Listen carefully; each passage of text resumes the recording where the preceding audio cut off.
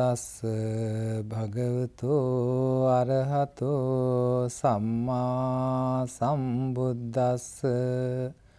Namo tassa bhagavato arahato samma sambuddhassa. Namo tassa bhagavato arahato Samma sambuddhassa. Eta tumhe kalama ma anussavena ma paramparaya ma itikiraya ma pitaka sampadānena ma takka hetu ma naya hetu ma ākāra parivitakkena ma ditti jhanakkantaya ma babbha rupataya ma samano gharoti. Homage to the fully enlightened Buddha. Dear friends in the Dhamma, today on when very important day is coming, that is our Vesak Poya Day. So we are celebrating this Vesak Poya Day in a special context. So therefore we need to look at the teachings of the Buddha in a very fresh and open way. So therefore, friends, I thought it is proper and appropriate to discuss the KALAMA Sutta, which was considered to be the charter of free thinking. Therefore, when Buddha was traveling along the cities and villages, he went to a village called Kesaputta, where there were many villagers who were religiously open-minded, and they were constantly, because their village was at the edge of the forest, those ascetics and recluse who meditate in the forest come to the village, and also some recluse and ascetics and religious teachers who were passing by went to the Kesaputta and also stay overnight and went through the forest to the other side of the city. So when these religious teachers came to this village, they used to give their own religion, introduce their own religion, and discuss with the people. What the Kalamas of this village observed, they observed that when religious teachers come to their village, they always glorify, praise, and talk in favor of their religion, in favor of their teachings. At the same time, they always despise or disparage or look down upon the other religions and other teachings. So the Kalamas, when the Buddha came to this village, the Kalamas met the Buddha, and they have heard that Buddha came to their village, and he was such an arahant, fully enlightened person, and he has eradicated all the defilements. So when these good reports were there, they came to see the Buddha. And when they see the Buddha, they discuss what is happening in their village, and they told the Buddha that there are certain religious leaders come to our village, and they always disparage others' religion and condemn others' religion, and at the same time they put higher pedestal their religion. So we are very confused, we are very perplexed, and what to believe and what to not to believe. As Buddha was very open-minded, and he never think of converting other people. So Buddha praised that it is proper and appropriate for Kalamas to have doubt in this situation, as it is any inquisitive person, any inquisitive religious-minded person might have this kind of questions. So it is the Indian way of religious tradition and the spiritual tradition to have inquisitive mind, because all the rishis or all the the hermits and recluse in Indian tradition, they were not believers. They were just seekers. They are seekers of truth. They never confined to believe anything. So they always open-minded and ready to explore, ready to investigate, ready to dig more and understand what is the true or the truth or the nature of it, or what is really meaningful in the other teachings or the religion. So when Buddha says like this, Buddha starts with advising Kalamas what to do in this context, in this situation. Then Buddha says, because you have this kind of teachings from the other religious leaders, you should not just merely believe or accept what others says. Then Buddha says, don't follow any religion, don't follow any teaching, because there's a good report has been circulating around, and this religion is great, this religion is good, this kind of propaganda is going on. Don't quote to those kind of reports or any kind of propaganda. And also, because anything comes from legends, there are legendary stories or some from generation to generation. People have certain the kind of beliefs and systems are passing. They can go on and on. But Buddha always explained not to follow by the legend.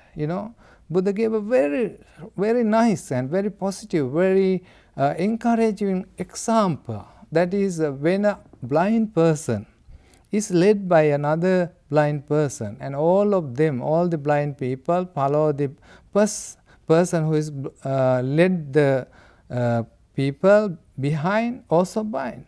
So none of them see where they are going and which directions they are going. So similarly, if something comes from by legend or by traditions especially, because we never investigate, we never open to see why these traditions must continue, why this tradition should be followed. So it is very important for us to remember and recollect that we need to investigate what is going on and what is the meaning behind this tradition, what is the spirit of this tradition. So this is very important to investigate.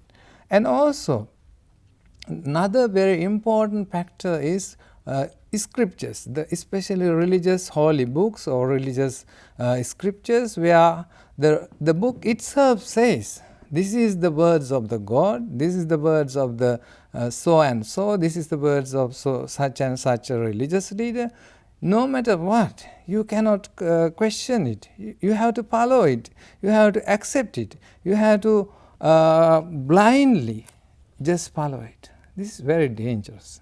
This is very bad for the rational human beings, because we, as human beings, we have rational faculty.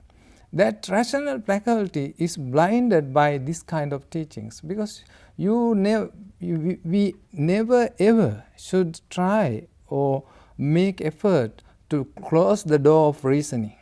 When you close the door of reasoning, you can come to absurd, very foolish conclusions, because based on these kind of teachings. So whether it is said by the God or whether it is said by any other religious leader, no matter what, we have a reason to question it. We have reason to think about deeply, and if it is suitable, it's okay to follow. But we have to question it, we have to investigate it, we have to understand it. And also, the logical conjecture, the takka hetu, it is in the court and in other places, in the TV debates, people come and present their views, present their ideas, present their ideologies in a very logical way. If it is a very good orator, if it is he can use the language of very well, so he can convey any message to ordinary normal, down-to-earth people who are not so intelligent, who are not so clever enough, smart enough, they might follow these people's advice. Because it's when you look at it in a logical level. I know in a past time in Sri Lanka, there was a case in the court, and it was used the one word called goyankole. Goyankole means it can be the leaf of the rice plant, or it also used in the traditional context to heap of straws pile up together is called goyankole. The one person has shooted out another person by covering at this heap of straws. But in the court, the lawyer bring the argument that the person, how can a person cover with a leaf of a rice plant and shoot at a person? Because it's unhideable. No one can hide behind the leaf of a rice plant. So this kind of absurd arguments can come through logical conjecture. So it is very important for us to not to go by just merely because it's logically agreeable. We should not go by those ideas. And other very important is inferences. Sometimes we have many reasons and presented, and we see something, and based on that something we see, we make inferences, we make some guess, we make some kind of idea in our mind based on the facts we have seen. So it is not good to see things in such a way. And also some people through analogies, because this is quite similar to that, so therefore I should follow, therefore I should accept this. And also sometimes people can agree to something because they like it. You know, sometimes people just merely because they like, they accept something. It is not the way for a rational human being to make a decision. So it's very important to, and also based on the probability, you know, balance of probability or balance of things to happen. So one person can come to a conclusion or accept something based on the probability.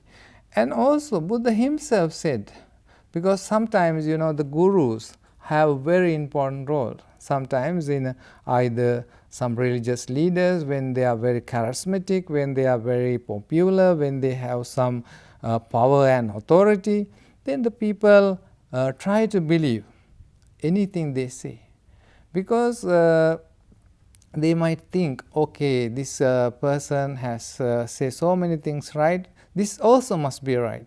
Buddha says, you should not believe merely because I am Buddha. You should not believe. You should not follow something. And also, very important thing is sometimes the guru say something today and later another week time he says something inconsistent or against what he said previously. But because the student so blindly accepted his advice or teaching, so he can easily accept these things. So therefore it is not good for us to see. Then Buddha explained how we should come to a conclusion. Buddha did not stop there. It is very important for us to have a right decision, right choice, right understanding of any teaching. So what is the criteria Buddha explained? Buddha explained when a person has a greed. For example, Buddha asked from these kalamas, if you have a greed, is it praiseworthy or not good? Some people might think, okay, greed is a good thing. But when you have greed, when you do your things based on greed, you might do certain harmful, very bad, very wicked, very nasty things you can do. So it is not praised by the wise. It is blamable. It is not acceptable by the wise. So based on greed, some person take decisions, then those decisions have some faults in them. And also based on anger, if a hatred, then again your idea of deciding something, if your thoughts are based on anger, it is not good. You know, recently we experienced some people committed suicide just in order to kill other followers of other religion. So when a person is misguided based on anger, based on some hatred created against them, then the people can be so misunderstanding. People can have very bad understanding of their religion and interpret their religion in such a way, in such a harmful way. You know, any person says, if it is a God or whatever concept we say, whatever person we worship, but no matter what we say, that person must be good person.